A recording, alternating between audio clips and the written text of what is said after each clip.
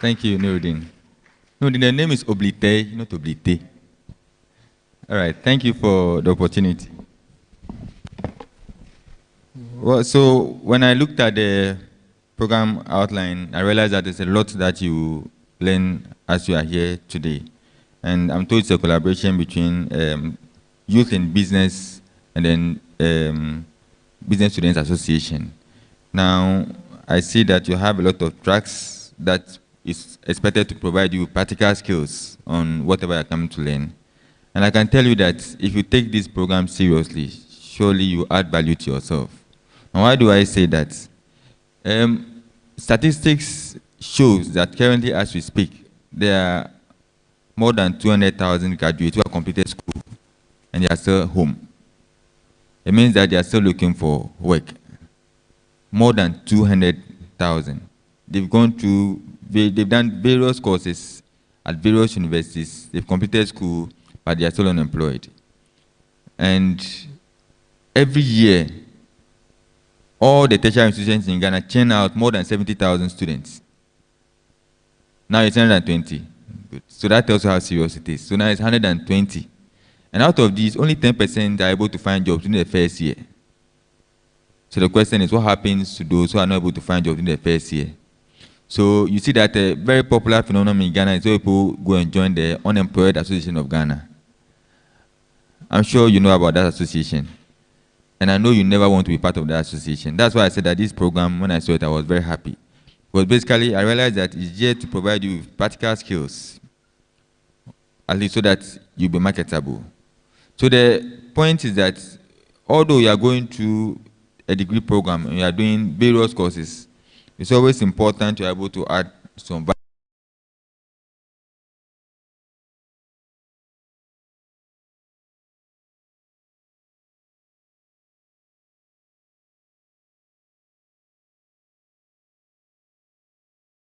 Entrepreneurship, personal branding and marketing.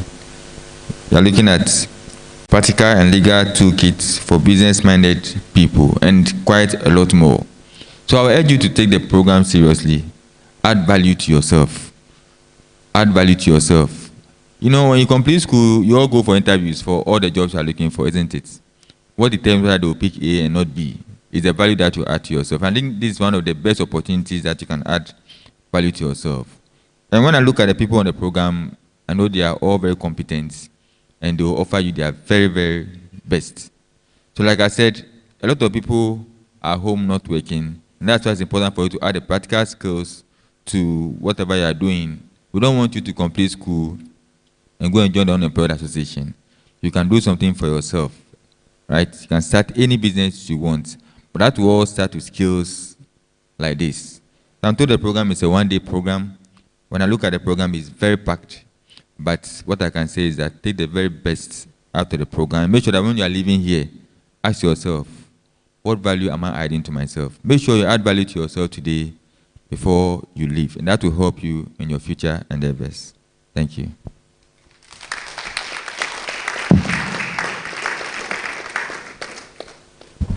I just don't talk about people anyhow. You're right. You see what I said?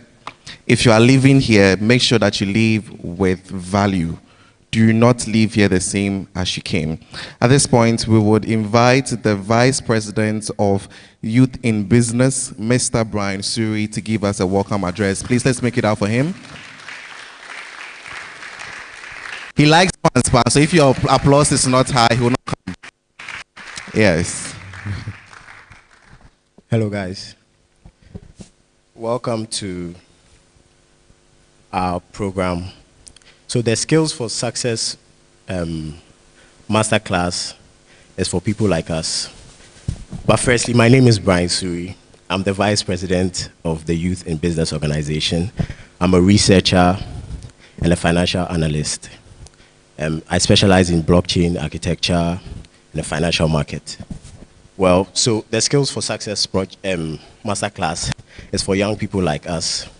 And it is to nurture soft skills or hard skills. And we are going from campus to campus. So I'd urge all of you to take it seriously, take it to heart, make a network for yourself? Well, it's very important when we come to the subject of networking. Well, we've done a lot of projects like these, and the word network gets thrown around quite a bit.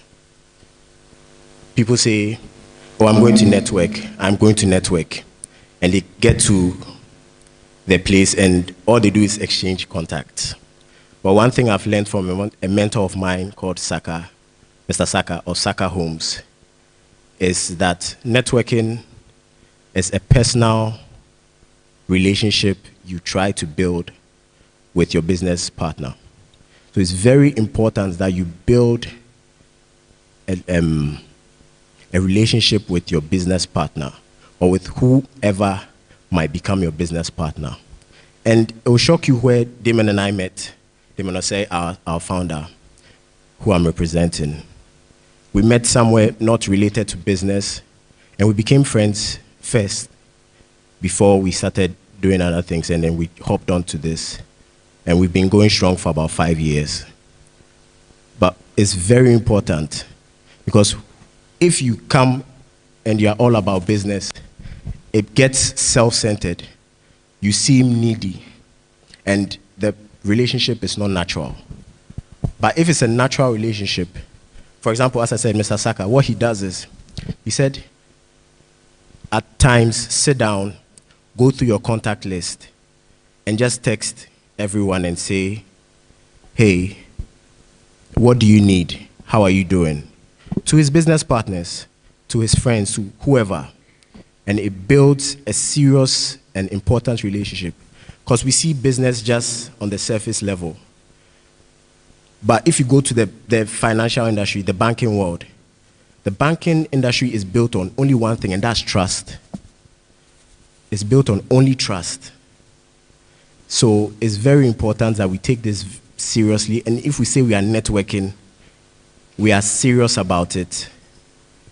And if we say we are learning this skill to make ourselves better, we are serious about it. Please enjoy the session. Make sure to take a number. Make sure to leave here with something, with somebody's number. And hopefully we have a transformed youth. Thank you.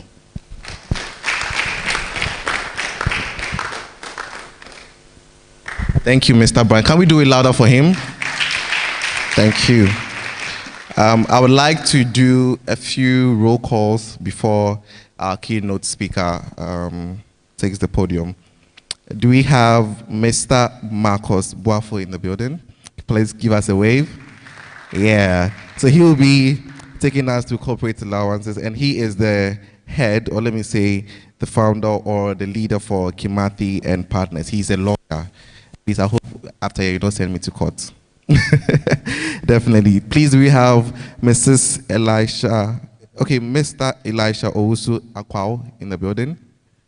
Okay. Do we have PK Forsin? Okay. Do we have John Ofori? Mr. John Ofori. Okay. Do we have Zoe Louise Poku? Okay. Great. Do we have Jifenu Afi Dola Toga?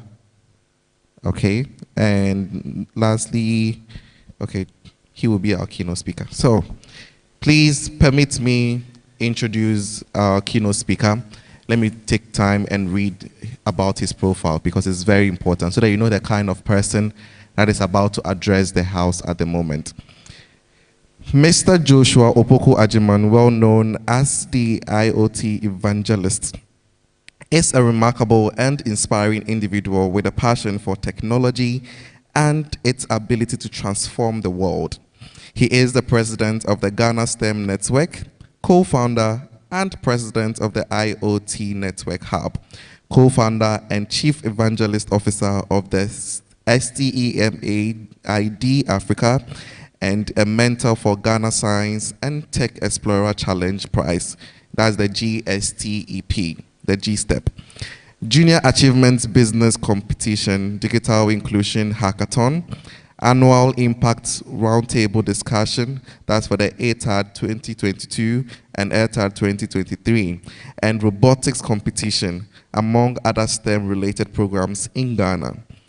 Josh, as is simply known, is a driven and visionary leader who has earned numerous accolades for his contributions to STEM field, including recognition by the African Entrepreneurship Award, featuring in Forbes magazine.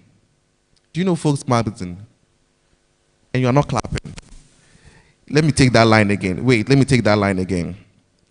So, Josh is a driven and visionary leader who has earned numerous accolades for his contributions to STEM field, including recognition by the African Entrepreneurship Award and a featuring in Forbes magazine and the United Nations Development Program's AEID magazine as well. That's huge. That's very, very huge. He won Service Through STEM and Youth Volunteer Programs Awards by the Mentorship and Volunteerism Excellence Awards 2023. He's a guest lecturer at the School of Engineering at the University of Ghana, a mentor and judge to Ashasi Entrepreneurship Capstone Program, Regent University Hort Prize, among others. He sits on the technical committee of the National Innovation Challenge by the Ministry of Environment, Science, Technology, and Innovation, a board member of Noni Hub, an executive director of Artificial Intelligence Association of Ghana and Artificial Intelligence Ghana. Josh has been instrumental in a number of stakeholders' engagement meetings, including the drafting of the National Science, Technology, and Innovation Policy by MSTI, the National Digital Economy Policy, the National ICT Regulation Policy, among others. He is dedicated to using his knowledge and skills to create a better world, and he believes that technology can be a powerful force for good transformation in Africa. Josh's enthusiasm for solving problems with technology is infectious, and he inspires others to pursue his passion and make a positive impact on their community. He is a respected and influential figure the STEM community in Ghana behold, and his dedication to creating a brighter future for all is the testament of his career and leadership. Please house with a standing ovation and the loudest cheer. With a standing ovation and the loudest cheer, please help me welcome Mr. Josh Opoku Ajiman.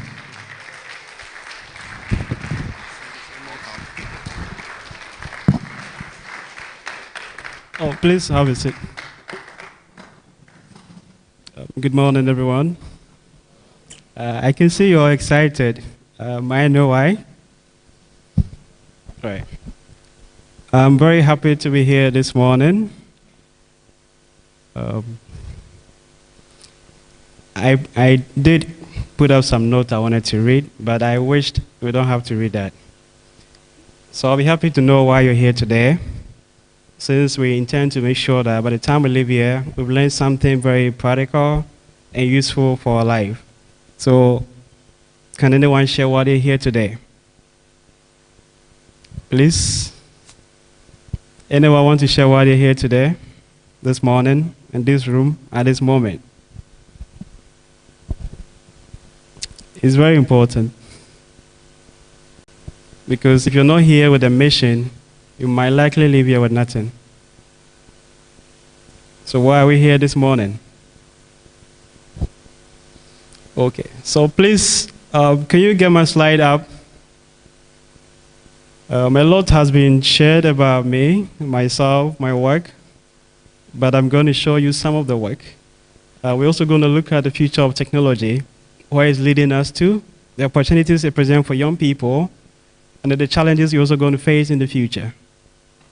The HOD did mention about the Unemployment Association of Ghana. I'm guessing who the president might be. Right. But why should we have such institution? Because we have a problem. And why is it that a problem? Why are we having that a problem? Probably because there's something missing in our education that we're not getting right. Or maybe there's something wrong we don't even understand. But we're going to take on a journey to understand why that is happening. It's not a mistake. It's not your fault if you don't get a job after school. There's something happening we need to be aware. So we'll look at it today.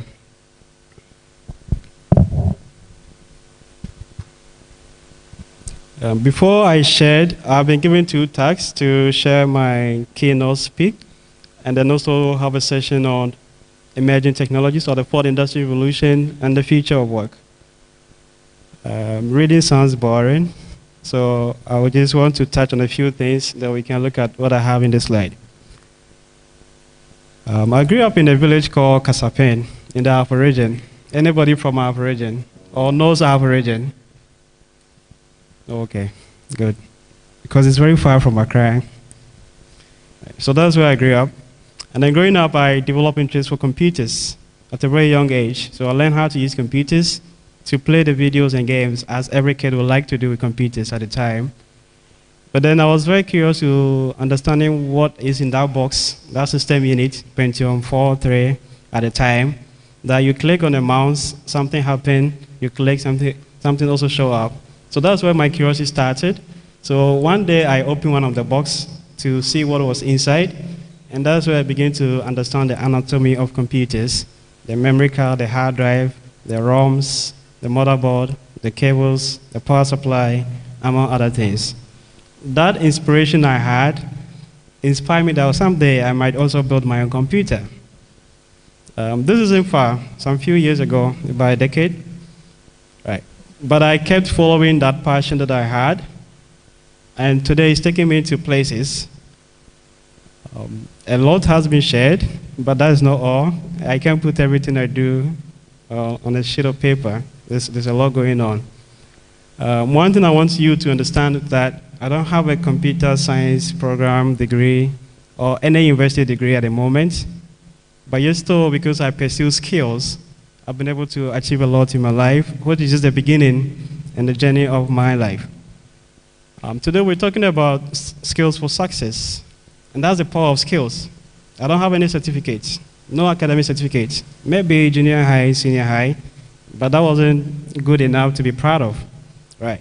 But once I pursue skills, that skills has value that cannot be measured. And once you're able to build up yourself to acquire more skills in diverse areas, it positions you at a place where when the degree, the certificates are falling, the skills will keep you up. Now, education is good. Having a degree is good. It opens doors for you. But to be able to sustain that door, you need the skills. So that's why skills are very important. So today we are here to share a lot of skills that could help you become successful in any area of your life that you want to pursue. And we are very, very blessed or fortunate or lucky to be living in the 21st century, because the 21st century came with a lot of technologies. We were born at the age of computers, so if you are 25, 26, or in your 20s, that was the same era computers were born, the personal computers. But if you are still in your 18s, it means you were born into the age of computers. So it means your future is going to be a different world. You need to understand that. Our parents were born before computers, so they have to force to adapt and embrace the use of computers. Hence, a lot of them don't want to use smartphones because they don't see why they should use smartphones when they can easily work with young phones. Because the young phone was the technology they had at the time. Youth today don't want young phones, they want smartphones, especially the best smartphones, because that's what we were also born into it. So every generation had their technologies, their skills, the knowledge they need to acquire to be able to survive and thrive in that generation. All right. So we'll look at the job landscape is also changing.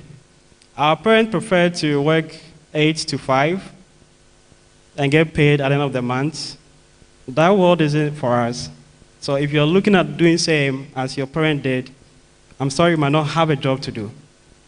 Because the jobs that are coming are not expecting you to come and work 8 to 5 before you get paid. They're expecting you to have some skills that you can be able to get some tax done and get paid based on the time you spend doing the work. So that is also changing. In the area of employable skills, we are looking at what we call critical thinking and problem solving. Today, every business is in the business of solving problems. And they require that employees should have skills to be able to man their job. Even when your boss is not around, they expect you to do your work. It means that there are some decisions they expect you to be able to take it or handle them. It means there are some tasks that they don't have to come and tell you how to do it, when to do it, and why to do it. It means you have to figure all out yourself. And that's why that skill is very important. We're also looking at collaboration and communication. I've never been to any public speaking school or program or seminar to learn how to speak in public. Actually, public speaking is not my thing. I'm introverted, highly introverted. My career has been software engineering, spent most of my life with computers, not with human.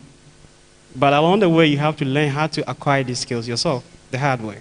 You need to learn how to communicate. Because even when you work with computers, at the end of the day, you still have to communicate to human with the solution you come up with. And that's also very important. Now we're looking at adaptability and resilience. We also what COVID happened. What happened when COVID came? All of a sudden, we need to switch to online classes. Those who are resistant to online learning, what happened to their grades? They probably might have failed because they didn't want to embrace that change. In our generation, we don't know when next COVID will come, in what form, but what we should be aware is that we are in a constant change, that we need to have the skill to be able to adapt very quickly whenever the change happens. Because even if COVID doesn't come, technologies are going to force us to change. And we'll look at some of the technologies in my presentation today. Now, we also need to look at some entrepreneurial skills, such as risk-taking. In our generation, if you're not ready to take risk, you will not have a life to live. Everything is risky. Having a social media account is risky, isn't it? You have to share your stuff, your privacy, open up. Whatever you do, people have to know. And that is very risky. But if you're not on social media, you're not enjoying the 21st century. You're literally out of the world. Right? So these are some of the things we need to look at. We also need to look at networking and relationship building. As the Vice President mentioned earlier, all my businesses, my partners that I met, we met at a program. We became friends, then became business partners, and we've been running businesses for the past 10 years. Right? So my first company at the age of 19, I met my partner on campus. I took a short course after high school, 9 months course, to learn programming. That's where I met my partner. We built good relationship. We became partners and been running for the past almost 10 years now. Right. My second partner, too, we met at a conference. We became friends for the first time. The next day, we were partners. So relationship and networking are very good. Because I don't have a degree, the only way for me to get to the top is to make sure I'm always building good networks. Very rich network, because when they see the value I have, which is a skill, and I'm able to speak the same language they speak, then they want to be a friend. When they have a problem, I can fix for them. Then you start building that relationship. The next day, the person might either be your partner or an investor investing in your business. All right. And lastly, we have financial literacy. In the 21st century, we're all here because maybe one of the reasons, or the major reason, is to ensure that we can get money. I usually ask a lot, why do we go to school? Anybody want to share why we're going to school? Very quick. Anybody want to try? Okay, why are you in school? Unless you don't have any reason to be here, then we should be home. Anybody want to share? Yes, please. Okay. Please hold on. So to get new skills and capacity to be able to undertake work, I think because of time, I will have to rush. The time is very, very limited. So I'll answer for you. I might be wrong. To get skills so that I'll be able to have knowledge and all that. And why do we need the skills and knowledge? So that I'll be able to get jobs to do.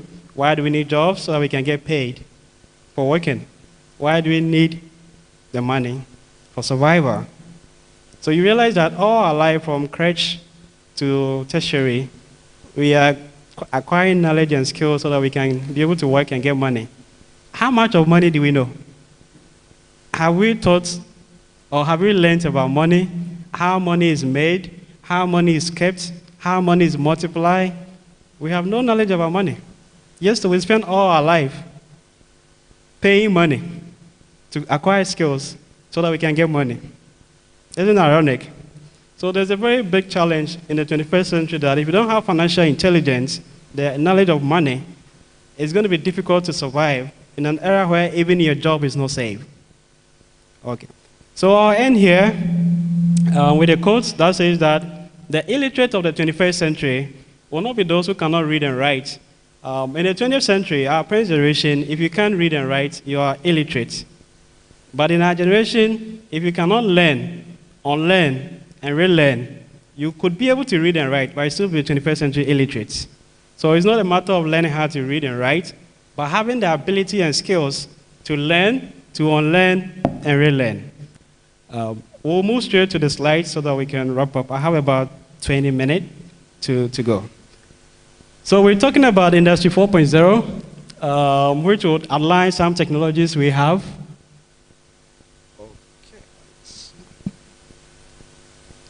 Okay, next slide, please. My name is Joshua Pokwajuman, and I'm the president for the Ghana STEM Network. I'm also the president for the IoT Network Hub Africa. I'm the founder for Redacity. I'm still waiting for my slide. And I'm also the CEO and co-founder for Personet. So Personet is a company I started at the age of 19. So that was back in 2012. So in 2016, I started the IoT Network Hub, which is also helping me do a lot of work in the area. Then when COVID came, we started Redacity. It's an organization that inspires young people to read books every month and share impacts and lessons learned. Then the Ghana STEM Network is also an organization I lead at the moment, and our goal with the Ghana STEM Network is to ensure that we can provide STEM education, practical learning to every student in Ghana. Okay, so it seems I have an issue with my slide. I'm going to go on. When they are ready, they'll catch up. So the next slides after this, after my introduction, is on the fourth industrial revolution. So there's a reason why we see all the technologies happening today. You can pick your phone, order a car come and pick you, pick your phone, order some food will be dropped to your doorsteps and all that. They are all inspired by some trend called emerging technologies. And when you look at the history, it started first with what we call the fourth industrial revolution. We start with the first industrial revolution. This is where the world discovered steam engine. So when the world discovered steam engine, our ancestors moved from hunting and agriculture to an era where they have to work in a factory. And that was what gave birth to education, because they have to establish schools that would train people to work in the steam engine factories. The steam engine gave birth to the railway industry, the shipping industry, the harbors, among others. From the first industrial revolution went the second industrial revolution, and that's where we discovered oil and electricity.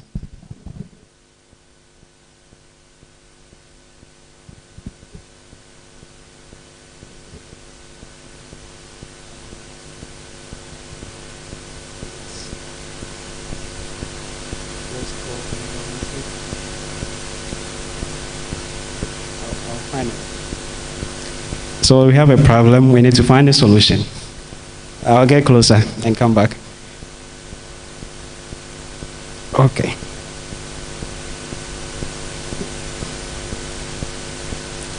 Still.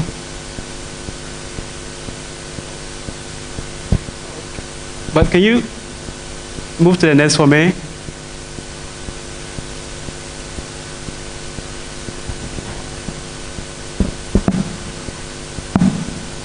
Okay, so we'll continue on. From the first industrial revolution, we went to the second industrial revolution where the world discovered oil.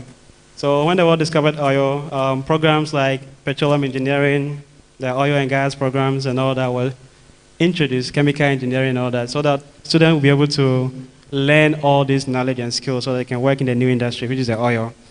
Then with electricity, we started having programs like electrical engineering, electronics, so that students can be able to acquire knowledge and skills so they can work in the new electric companies.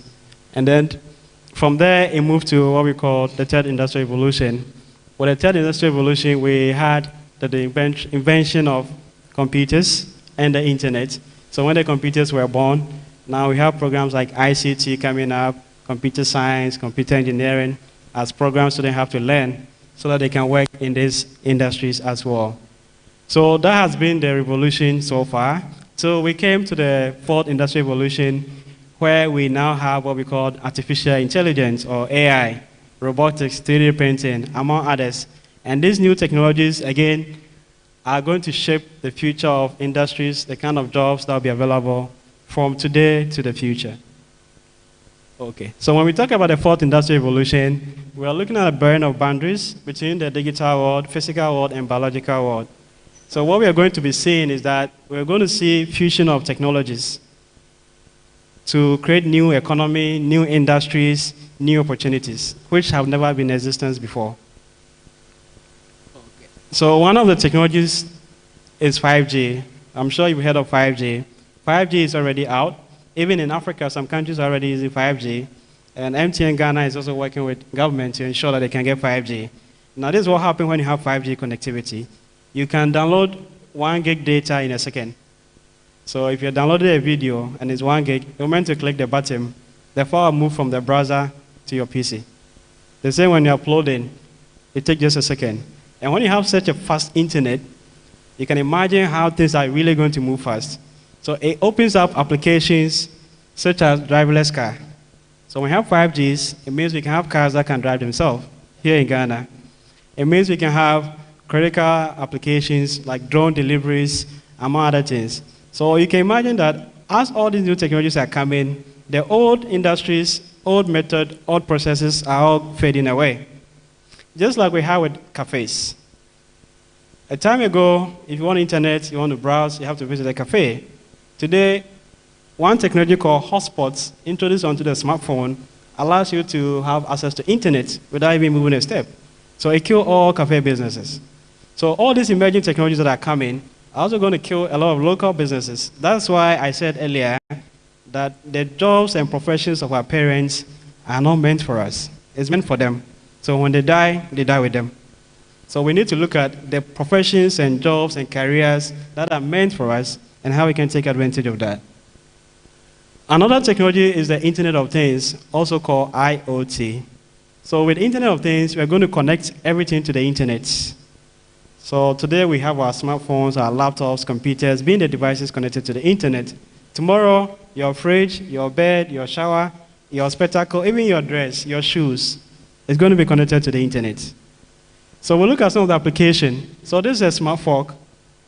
When you use this fork, it can tell how fast you eat, the temperature of your food, and even vibrate when you're eating too fast to tell you to slow down, right? So just using a smart fork, use a fork with sensor, it's able to collect a lot of information and insight. It can predict what you eat on Monday, on Tuesday, based on your pattern.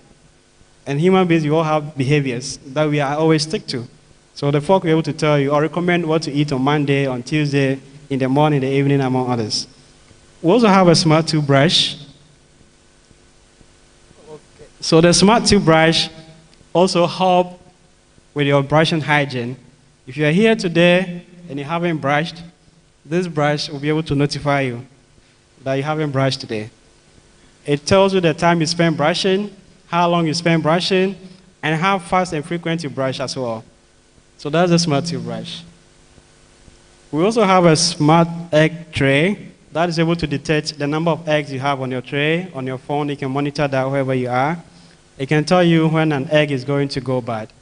So if an egg is likely to spawn next week, it can tell on the crates the number, the location, so that you spend or you consume that one faster to avoid them from going bad.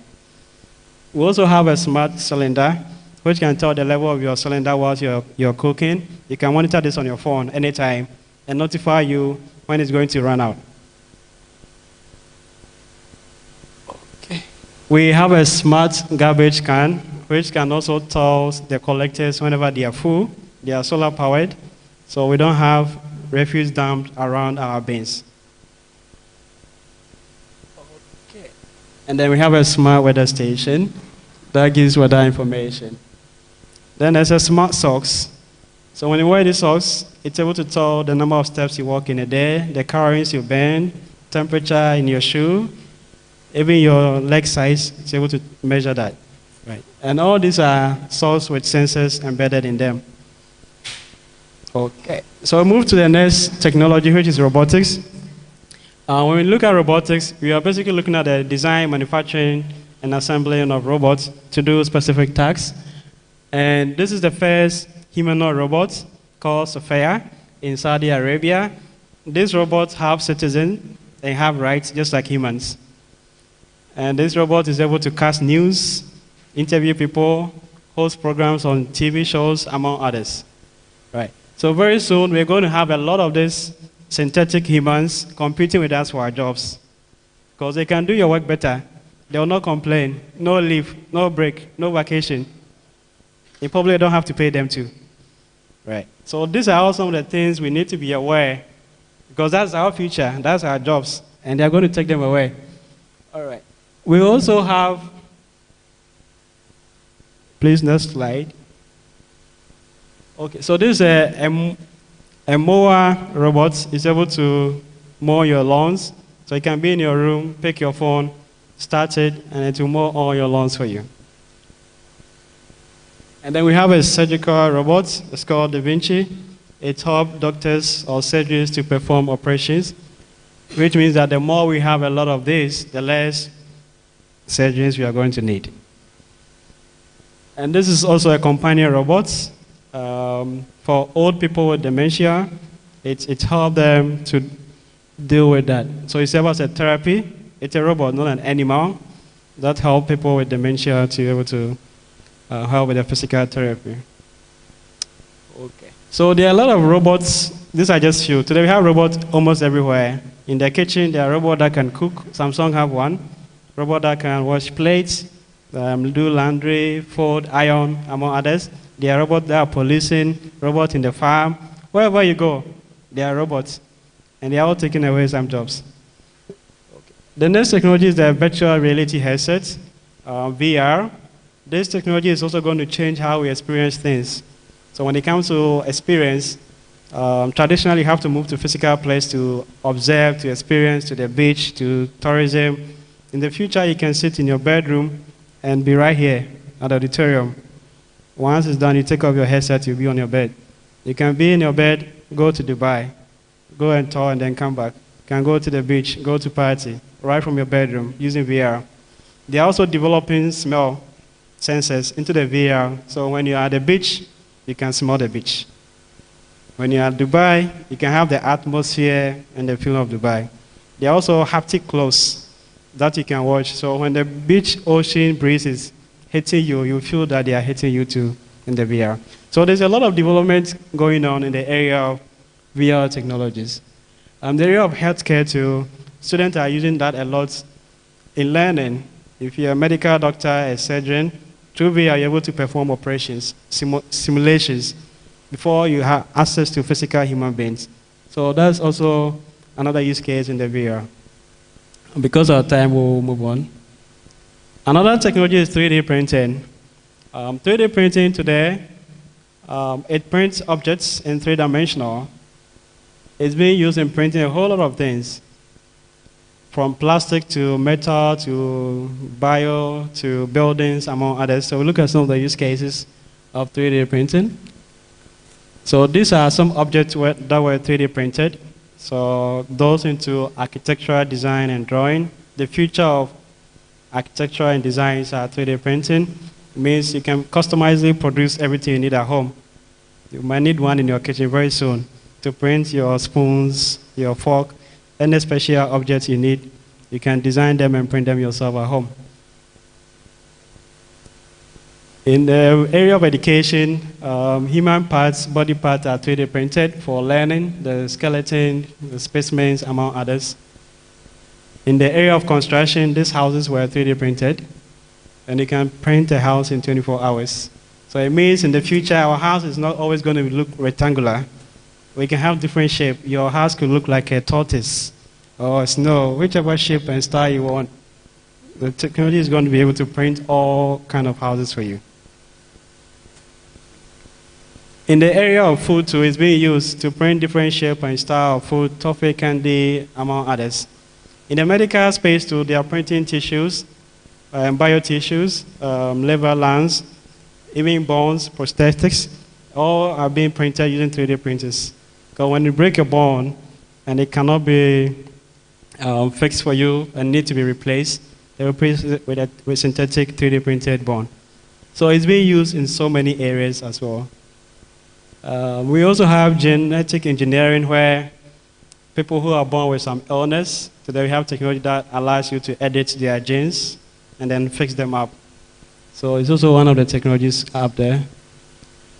Okay. Then we have blockchain, which the VP mentioned earlier. So blockchain is also going to define the future of transparency when it comes to data. And one of the most popular use cases is the cryptocurrencies, the Bitcoin. So this is a technology powering Bitcoin. It's assure safety, transparency, and secure transactions. It can be used for so many applications as well. And then we have nanotechnology. So today too we have nano pills that you have to swallow them. They are robots. They'll go to patch your system, and then when they are done, they come out. So all these things are innovations that are happening in the area of technology. Okay. Next slide. Okay. There's something interesting happening again in the area of meat. So we have what we call the lab-grown meat or cultured meat, where now meats are being made in the lab. So there are labs in the world today that are making tiger meat, lion meat, any meat you want. They started making them now from the lab. So this is a lab-cultured chicken.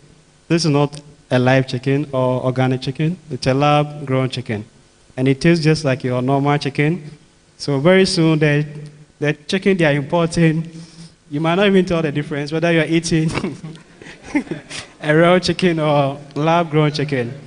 Right. And you can buy this online. If you want to buy, you can Google their name. They saw them, and people are producing. At the moment, it's expensive because the technology is still new. But some years to come, it's going to be even cheaper than rearing a fowl, because it's going to cost you a lot to be able to rear a fowl till you kill it than to culture meat at the lab. This is also beef, also grown from the lab. So very soon, your beef too, you might not know where it's coming from, whether a living beef or lab-grown beef. Okay. Now, the last technology we talked about is AI, or artificial intelligence. I'm sure you heard of AI. Have you all heard of ChatGPT? Okay. You all use ChatGPT? Okay, great. I'm happy to hear that. So we'll get to know what AI is all about and what makes ChatGPT special, or what we call generative AIs. So AI is basically building machines or systems that can mimic human intelligence. So just like we have intelligent human being, our goal is to ensure that we can have machines that are super intelligent like human, or even more than human. Yeah. So that's all about AI. And then mostly in the movies we watch, we see the portrayal of AI, in movies like Terminator and the rest, right? So that is what we call general or super artificial intelligence. We haven't gotten there yet, but that's the part we are going with AI. So it started with this computer scientist called Alan Turing. So he was a computer scientist, and back in 1950, he said, what if we could design a software that could be able to mimic human intelligence? And that's what gave birth to the AI race. So it started back in 1950, and then it went through till we got Apple Siri in 2011. So when we have Apple Siri on the iPhone, that's where we all began to saw or see or experience AI. Then from Apple Siri, we have IBM started the IBM Watson. Today, the IBM Watson serves as a lawyer, and almost better than human lawyer. It serves as a medical doctor. It has passed a lot of tests that human beings cannot be able to pass. Right. We also have Alexa by Amazon, which is also an AI system also out there. And then we have the Google AlphaGo, among others. So this was the AI development before generative AIs. Next slides. Okay. So when it comes to AI, we have two types of AI. We have weak AI. So all the AIs we are experiencing whether on Facebook, Twitter, TikTok, wherever you experience AI, they are all weak AIs. So these AIs are very good at specific tasks. They cannot do everything human being can do yet at the moment. Hence, they are called weak AI. Then we have strong AI. So the strong AI is where we are looking at an era where the machines beat human on all levels. And when that happens, some people believe that will be the end of the world. So that's where we are heading. Now we have generative AIs. It's a subset of AI which look at being able to create new content or generate content by itself. And this content could be image, it could be text, it could be sound, it could be video. And that's what we see with ChatGPT. Comparing that to the traditional one, traditional AIs at the time were engineered to solve specific problems, and they couldn't create new solutions or new content. But generative AI goes beyond that. Now we look at some of the applications in creative arts. So these are images generated by AI. So this might take an artist maybe a week to create one of this image. It will take an AI system 5 seconds to generate that. And all what you have to do is type a text, a command, or a prompt to make that happen. So we'll look at some of the tools to that helps generate some of this AI. So when it comes to application of AI in the generative creative space, we have the image generation for 3D shape generation, text-to-speech generation, among others. There's an app called Selfie. When you upload 5 to 10 of your photos, it's able to generate different variation of your images as you saw on the previous slides for you. We also have content generation. AI systems or generative AI systems that are being used for content generation. And one of them is the ChatGPT. And with that, they're able to help you create new ideas, generate content outline, help you write your first research drafts. You can also use it to help with your work in research. It can help you check plagiarism and other computer codes or programs. When it comes to personalized AI too, we have generative AIs that are designed for personalization, such as the chatbots for customer services, among others. We have some for therapy and some for other use cases as well. In the area of fashion too, we have AIs generating new designs and concepts for fashion designers. So the images there you see were all AI generated. It's able to create new design concepts for designers to design them. And all these images too were generated by AI. In the area of healthcare, we're using this a lot for medical simulation, medical chatbots, drug prescriptions, among others. So a lot of companies are using that too as well.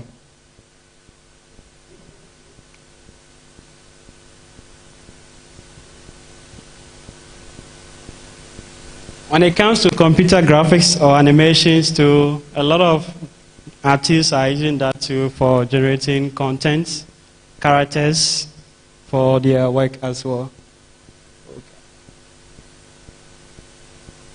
Okay.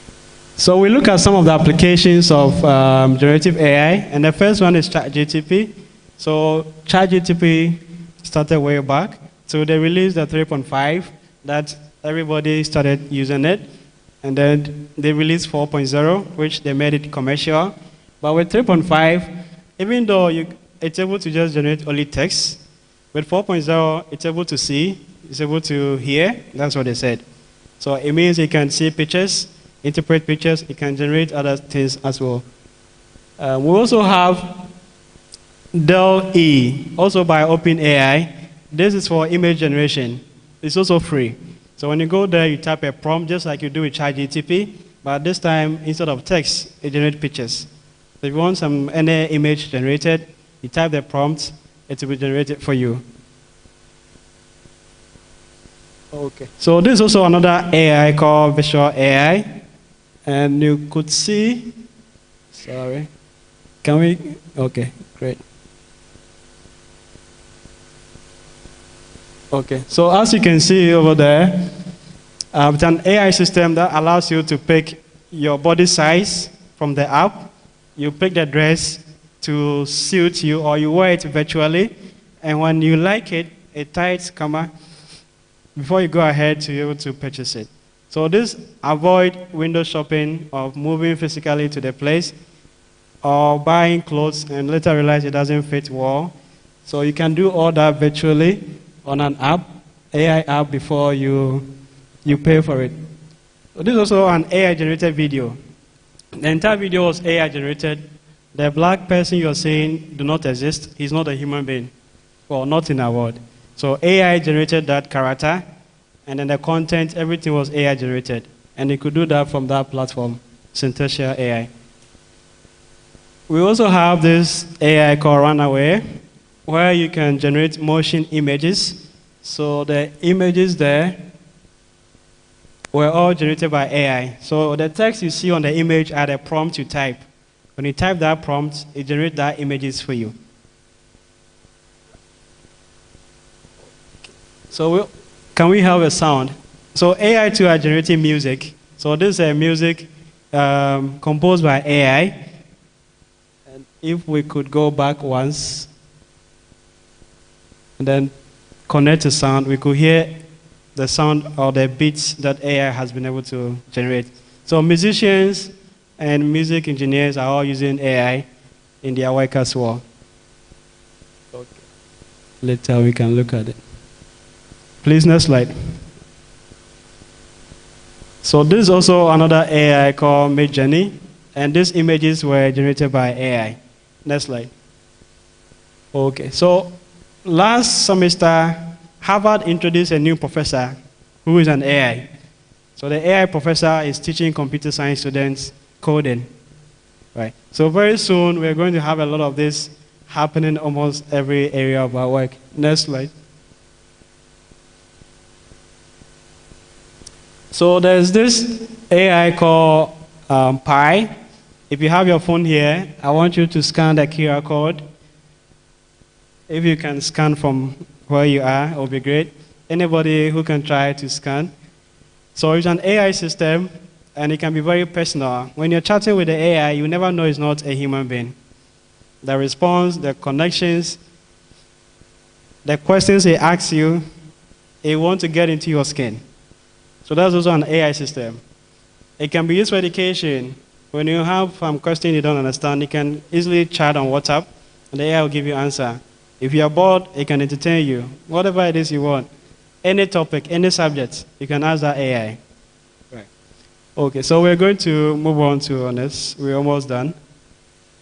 So these and many technologies are happening in the world today. So all what I've shared, that's not all. We have a lot of new technologies that are also transforming all sectors of economy, including quantum computing, anti-aging. Very soon, our lifespan will be increased by technology.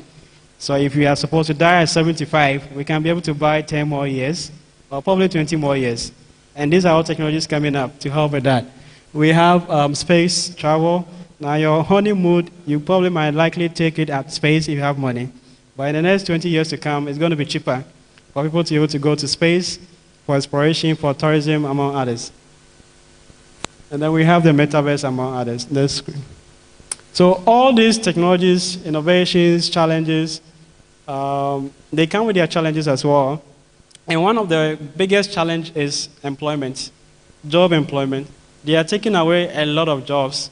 And a report says that even those who are in the primary school, by the time they are out of university, the kind of jobs they are going to do not exist yet.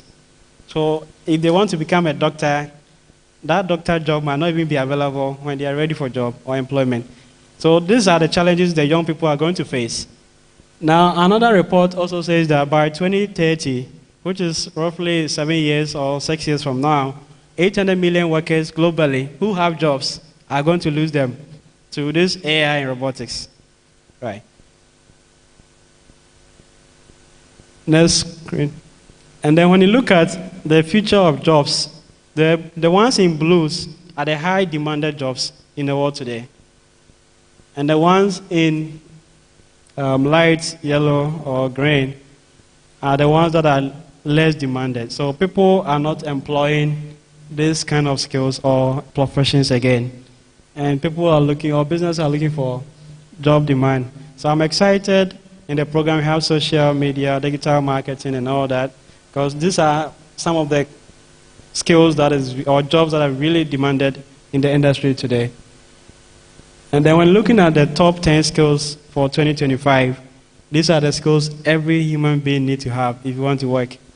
Aside your profession, your career, you should have all these skills, or as many as you can. And then when you compare the jobs between human and machine, as at 2020, humans were doing 67% of all the jobs in the world. By 2025, machines will be doing 47%. So by 2030, they might likely be doing most of the jobs in the world. The question becomes, what would human beings be doing? So these are challenges that we don't know the answers for them yet, but it's very important we are aware of what is going to happen or what is happening in the world so we can prepare adequately for that. So these are some of the ways we can ensure that we are being prepared for these changes that are happening. I would not explain them as we can see. So we need to make education more practical. We need to have more skills among others. Okay. So that will be almost the end of my session. The last few minutes, I'm wrapping up on my organization and work that we do here in Ghana to ensure that young people like ourselves can always stay relevant and have jobs. Our mission is to understand all these new technologies and see how best we can create solutions, create new jobs. Because as the old ones are dying, we need to create new ones. But if we don't have the knowledge of the technologies and the skills, then we'll not be able to create new companies to absorb the workforce we are having. Okay, let's go to our next slide. So we do a lot of training. We have a community, and these are some. Can you go back, please, once? So these are our community programs we organize every month. It's free. You can come around, experiment some of the technologies, find an interest, and then develop yourself. This month, we're having one in 28 October at the Kofi Annan Center, Ridge, around the Parliament House. And it's free and open to everyone. Next, please. These are some chapters we have globally that we've been operating in about 20 African countries, not just in Ghana. Okay, within Ghana too, we have chapters in a number of regions. So even when you're not in Accra, you can join our programs outside Accra as well. Then on campuses too, we have our campus chapters that we do. We do a lot of training in the area of STEM for teachers, for students. And if you don't know how to code, you come to our program, you will learn how to code for free. Whatever skills you want to acquire, you have the opportunity to learn something small that will start your journey. Next slide. Okay, we do training for teachers. So these are junior high school students, and at that level, they are building projects, they are learning coding, they are building electronics. So they are ready and preparing for the future. They are about to take our job too. So we need to ensure that we also acquire enough skills to be able to stay relevant. Next slide. So these were 3D printed stuff by the students. Okay. So as we go, we have to flow. So these are some projects we've also worked on at IoT Network Hub. We build electronic devices or IoT devices. So we mentioned about the smart fork and all that. After learning them, you're able to build something here in Ghana too. That can be useful. And these are some of them. When COVID-19 came, we used our technology to design face shield, face masks, among others. We also designed, please forward, backwards one. So this was a touchless Veronica bucket. It has sensors installed in them. So you put your hands, the sensor sends your hands, water flow, you wash your hand. We saw the rise of Veronica buckets. Whenever you want to wash your hand, you have to open the tap, you wash your hand, then you touch the tap to close it. So we developed an innovative one with sensors, so you don't have to be touching the taps before you wash and after. We also have come up with a learning kit for students to learn STEM at the early age at 6. They're able to start learning coding, start learning electronics and STEM as well. So these are some of the things we are doing here in Ghana, and these are some achievements and recognitions that we have also accomplished in Ghana. So next.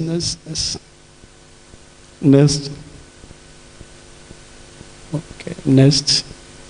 So we have partnership with a number of agencies and institutions in Ghana, including the Ministry of Communication, Ministry of Environment, Science, Technology, and other global and local organizations as well.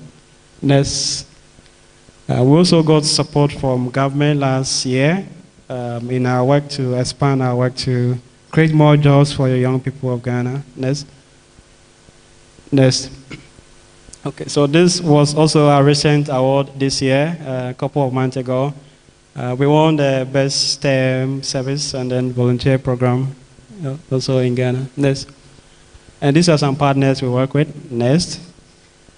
So this is our coming program next week, Saturday. It's free. You can attend if you have the time. We are based at the Kofi Annan Center around the Ministry of Communication Ridge. Next. Okay, so that will be the end of my session. It's too much. The slide can be made available so you can get time to go through. Our time was very limited, so I would end here. And if there are one or two questions, if not, I would take my seat. Thank you.